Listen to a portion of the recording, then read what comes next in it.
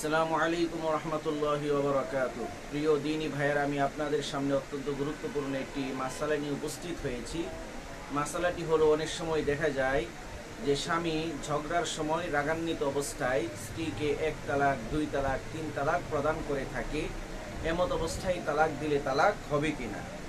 এটার উত্তর হলো, যদি কেউ ঝগড়ার সময় রাগান্বিত অবস্থায় তার স্ত্রীকে 1 তালাক, 2 তালাক, 3 তালাক দিয়ে থাকে, তাহলে এমত অবস্থায় তালাক পতিত হয়ে যাবে এবং স্ত্রী তার জন্য সম্পূর্ণরূপে হারাম হয়ে যাবে।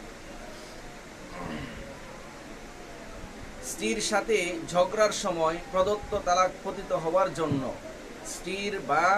স্ত্রীর মা বাপের নাম নেওয়ার প্রয়োজন নেই। অনুরূপভাবে স্পষ্ট তালাক শব্দ দ্বারা তালাক দিলে নিয়তের প্রয়োজন হয় না, তালাক পতিত হয়ে যায়। আর রাগান্বিত অবস্থায় তালাক দিলেও তালাক হয়ে যাবে।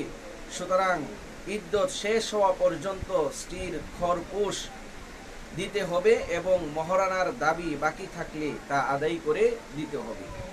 এটার দলিল হলো রদ্দুল মুখতার 3 নম্বর খণ্ড 244 পৃষ্ঠা এবং 249 পৃষ্ঠা, এবং ফতোয়া দারুল উলুম দেওবন্দ 9 নম্বর খণ্ড 49 পৃষ্ঠা, 79 পৃষ্ঠা এবং 292 পৃষ্ঠা।